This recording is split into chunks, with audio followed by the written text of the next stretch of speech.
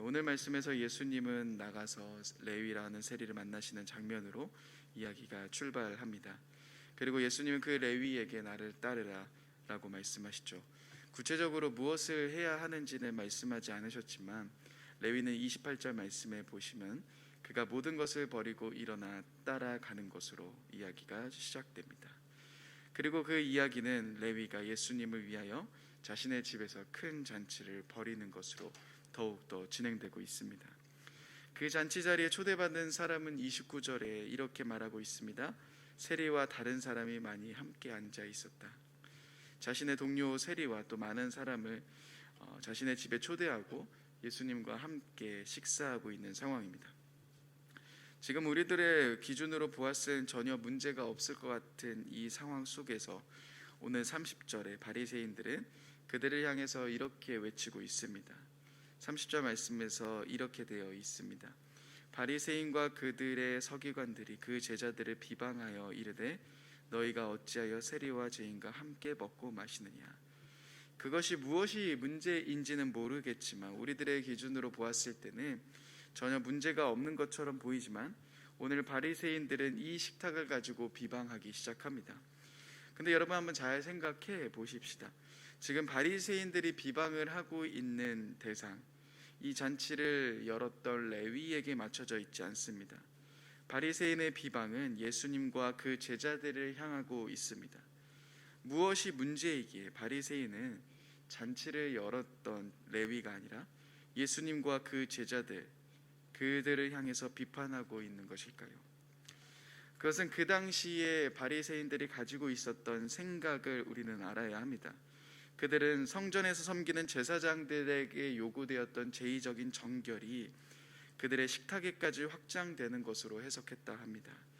그래서 그들의 먹을 음식도 정결해야 했고 그들과 함께 음식을 먹는 사람 역시 정결을 해야 했음을 강조했습니다. 그래서 아무 음식이나 먹으면 당연히 안 되었고 죄를 가진 사람과 먹는 것은 더더욱 안 되었던 일이었습니다. 그런데 그들이 보았을 때는 여기서 밥을 먹고 있는 무리들은 대부분 죄인이라 생각을 하고 있었던 겁니다. 그리고 이 식사를 주관했던 레위 역시도, 세리 레위 역시도 동일한 자라 생각했던 겁니다. 여러분 잘 보시면 오늘 말씀에서 바리새인들이 가지고 있는 생각이 드러나는 장면이 있습니다. 29절에서 여러분 보시면 누가는 오늘 이 잔치에 초대된 사람을 이렇게 이야기합니다. 세리와 다른 사람이 많이 있었다. 그런데 여러분 30절 말씀에 바리새인들은 지금 어떻게 생각하고 있습니까? 바리새인들은 세리와 죄인들이 함께 먹고 마신다라고 이야기를 하고 있죠. 바리새인들은 지금 여기에 있는 사람을 무엇이라 표현하고 있습니까? 누가는 세리와 다른 사람이라 이야기하고 있지만 바리새인들은 이 사람들을 보며 세리와 죄인이라 표현하고 있습니다. 즉 바리새인들의 입장에서는 여기에 있는 많은 물이 죄인이라 생각을 하고 있었던 겁니다. 예수님과 제자들, 그래서 너희가 이 죄인들과 함께 있으면 안 된다를 외치고 있는 거죠. 그런데 가만히 보시면 바리새인들의 이 말은 결국 세리 역시도 죄인과 똑같다라고 이야기하는 것과 마찬가지입니다. 그러니 이 잔치를 주관했던 세리 레위에게 비판하고 비방하는 것이 아니라 너가 왜 이런 잔치를 열었느냐로 시작하는 것이 아니라 너도 똑같은 죄인이다. 너도 그냥 여기에 있는 죄인들과 같은 사람이야 이야기하며 아예 이 세리인 사람은 이야기의 중심에 두고 있지 않는 겁니다. 바리새인들이 세리를 왜 이렇게 죄인과 같은 형태로 여겼을까요? 당시에 세리를 다음과 같은 단어로 생각했다 합니다. 염탐꾼, 오염된 사람, 매추는 알선한 자, 이런 사람들과 동격인 사람으로서 생각했다고 합니다. 그러니 지금 이 바리새인들은 세리라는 사람도 당연히 죄인이다 생각하고 있었던 거죠. 그런데 예수님은 그 사람에게 나를 따르라 하시는 겁니다. 바리새인들은 이러한 모습이 마음에 들지 않았을 겁니다. 아니 왜 이런 죄인을 부르시는 거냐? 그리고 그 죄인 세리 그 사람이 열었던 잔치에 참여하신 것조차 마음에 들지 않았을 겁니다. 그래서 바리새인들의 모든 시선, 모든 비방은 세리와 다른 죄인들이라 생각했던 사람이 아닌 예수님과 그의 제자들에게 맞춰 있었고, 이 행동과 모습들에 대해서 비판하고 있었던 겁니다. 그리고 오늘 말씀은 이런 바리새인들과 또 사람들이 예수님과 그의 제자들을 향해서 질문한 두 가지 질문을 우리는 마주하게 됩니다. 그리고 우리는 이 질문을 통해서 다시금 몇 가지 한번 생각해 보고자 합니다. 여러분, 그 질문 중에 첫 번째 질문, 30절 말씀에 그들은 이렇게 질문하고 있습니다. 너희가 어찌하여 세리와 죄인과 함께 먹고 마시느냐? 그러자 예수님은 이러한 질문에 31절 32절에 이렇게 대답하시죠. 예수께서 대답하여 이르시되 건강한 자에게는 의사가 쓸데없고 병든 자라에게야 쓸데가 있나니 내가 의인을 부르러 온 것이 아니요 죄인을 불러 회개시키러 왔노라. 여러분, 바리새인들에게 식탁은 자신과 죄인들과의 구별이 일어난 장소였습니다. 너희는 죄인이지만 나는 의인이다, 나는 괜찮은 사람이다를 외쳤던 장소였습니다. 그런 장소로서의 식탁이었습니다. 그리고 그들이 가지고 있었던 나는 괜찮은 사람이야, 그렇지만 너희는 죄인이야, 너희들과 나는 함께할 수 없을 거야를 외쳤던, 그렇게 살았던 바리새인들에게는 예수님의 이 행동은 절대 이해할 수 없었던 행동입니다. 그들에게는 이 세리와 또 죄인들과 함께 밥을 먹는다라는 것은 상상할 수 없었던 일이었으니까요. 그렇지만 여러분, 예수님에게 식탁은 어떠한 장소였습니까? 죄인과 의인을 가르는 구별이 일어난 장소가 아니셨습니다. 예수님이 말씀하신 식탁이란 장소는 회복이 일어나는 장소였고, 죄인들의 삶 속에서 변화가 시작되는 장소였습니다. 죄인들이기에 함께할 수 없었던 식탁이 아니라 내가 죄인이지만 회개하며 예수님과 함께할 수 있는 바로 회복이 일어나는 장소였으며, 그러한 자리가 식탁이었던 겁니다. 그렇게 우리는 이 말씀을 통해서 확인해 볼 수 있는 게 있습니다. 자신은 의인이라 여겼던 사람들이 아닌 예수님은 당시의 사람들의 기준으로 보았을 때 세리였고 죄인이라 여김받았던 자들이지만 28절 말씀처럼 모든 것을 버리고 예수님을 따라갔던 자, 진정으로 회개한 자들이 바로 예수님과 함께 식탁에 참여할 수 있는 자라는 사실입니다. 한 청년과 얼마 전에 이런저런 대화를 하던 중에 그 청년이 자신의 삶 속에서 어려움을 하나 고백하더군요. 그런데 그 어려움을 고백한 것을 들어보니 자신의 신앙이 굉장히 교만한 모습으로 변해가고 있다라고 이야기하는 거였습니다. 참 솔직하게 그렇게 고백해준 청년이 너무나도 고마웠습니다. 그 청년 주변에 요즘 변화가 일어나고 있는 지체들이 보이는 겁니다. 그들이 하나님의 말씀을 읽으며 이전과는 너무나도 다른 삶을 살아가고 있는 모습을 보면서 그 청년은 이런 생각을 계속해서 한다고 합니다.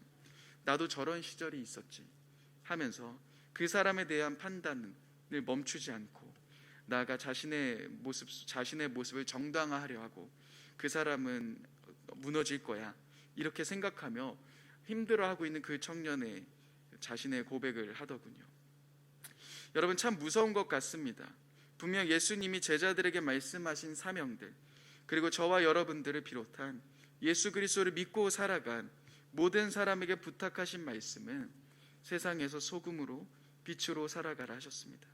근데 어느 순간 우리들은 나의 모습과 세상과 구별하며 세상에 있는 사람은 죄인이며 나는 의인이야를 외치며 살아가고 있진 않은지 돌아보게 됩니다. 이 말씀을 묵상하면서 제 자신에게 사실 굉장히 많은 찔림이 있었습니다. 만약 예수님이 지금 나의 모습을 보면 어떻게 이야기하실까? 나는 과연 이 말씀 속에서 예수님 곁에 있는 제자들의 모습일까? 아니면 바리새인과 같은 모습일까를 생각해 보니 저의 삶은 바리새인의 모습으로 삶을 살아가고 있었구나가 보이기 시작했습니다. 이 정도 신앙생활 했다면 아버지가 목사님이고 교회에 빠진 적 없고 누구보다 많은 봉사를 했고 나는 마치 하나님 앞에서 무엇인가 된 것처럼 생각하며 그렇게 걸어가지 못한 사람들을 보며 정죄하고 비난하지만 조금만 더 하나님께 벗어나고 있는 사람들을 보며 판단하고 있는 제 모습을 보며 정말 많은 회개를 하게 되었습니다. 여러분, 지금 나는 나의 삶을 통해 바리새인의 삶을 향해 걸어가고 계십니까? 아니면 어떻게든 하나님을 떠난 자들을 돌이키고자 노력하고 있는 삶을 살아가고 계십니까? 내가 드리는 이 모든 교회 활동에 만족하며 나만을 위한 삶을 살아가십니까? 아니면 오늘도 내 주위에서 하나님을 몰라서 죽어가고 있는 수많은 사람을 향해 기도하며 그들이 회개하는 삶을 살아가도록 하기 위해 기도하며 도움의 손을 펼치는 삶을 살고 계십니까?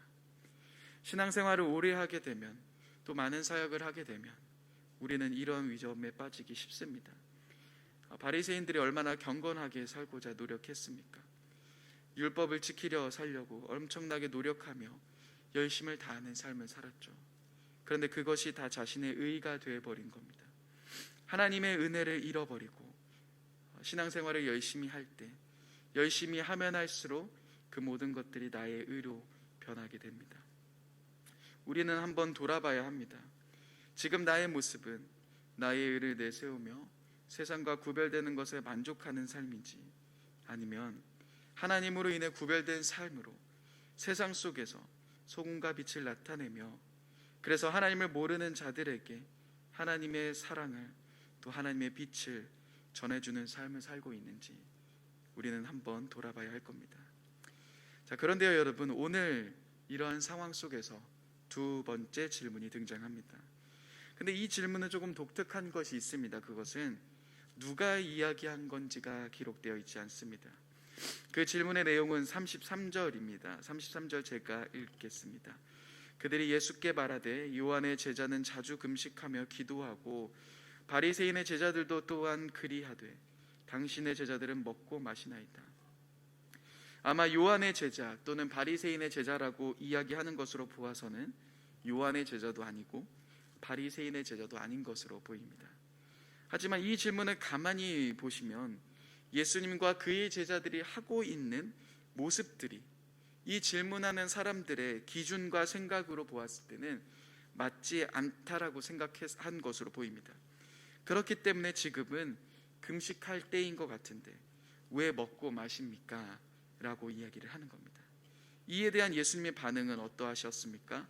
34절과 35절에서 이렇게 이야기하시죠. 혼인집 손님들이 신랑과 함께 있을 때인데 어떻게 금식할 수 있겠느냐? 그러나 신랑을 빼앗기리니 그날에는 금식할 거다. 여러분, 성경에서 금식이라 했을 때는 크게 두 가지 상황을 볼 수 있습니다. 먼저 첫 번째는 현재 상황 속에 내가 만족하지 않을 때 일어납니다. 구약에서는 전형적으로 내가 엄청난 상실감에 빠졌을 때 반응으로 금식이 나타나게 됩니다. 반면 또한 금식은 소망의 표현으로 나타나기도 합니다. 대표적으로 누가복음 2장에서 안나라는 선지자가 메시아에 대한 소망을 바라며 금식하며 기도했음을 나타내고 있습니다. 근데 예수님이 지금 말씀하신 것은 무엇입니까? 지금이 어떠한 때인지 너희가 모르고 있음을 이야기하고 계시는 겁니다. 지금은 상실감에 빠져서 금식할 때가 아니다. 또한 소망을 바라보며 금식할 때가 아니다. 요한의 제자들은 아직도 소망이 안 왔다 생각하며 금식하고 기다리고 있었지만 예수님이 말씀하신 것은 바로 지금이 너희가 그토록 기다렸던, 그토록 소망하며 금식하며 기다렸던 잔치를 할 때이다를 외치고 계시는 겁니다. 이제 금식할 때가 아니라 지금은 잔치할 때다라고 말씀하고 계시는 겁니다. 하나님의 나라가 시작되었고 그 잔치에 참여할 사람들이 모여 함께 잔치할 때이다라고 말씀하고 계시는 거죠. 여러분, 지금 나의 삶은 어떠한 때라 생각하십니까? 저는 개인적으로 코로나라는 상황 속에서 이 말씀을 묵상하면서 예수님은 지금 이 상황을 보시며 우리들에게 어떤 때이다 말씀하실까 고민하며 기도하고 있습니다. 제가 맡고 있는 부서에서 또 우리 가정 속에서 지금은 어떠한 때일까?